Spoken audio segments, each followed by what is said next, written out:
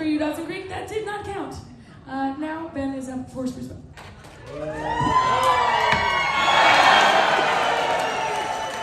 Unfortunately for you, Spruce Mill, that also did not count. Now those throws that really count, those throws for points. Jake's up first.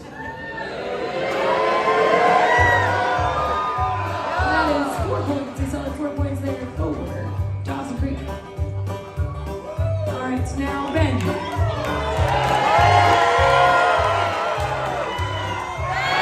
That's 4 points for Spruce Mill as well. We are 4-4 coming into our second throw.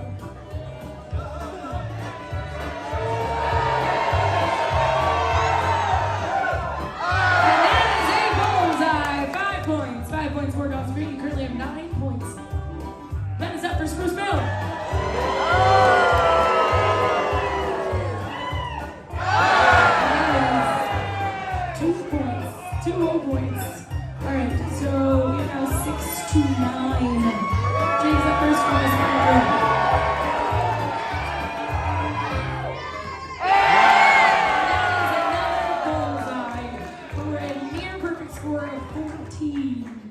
Which means you have a problem, Ben.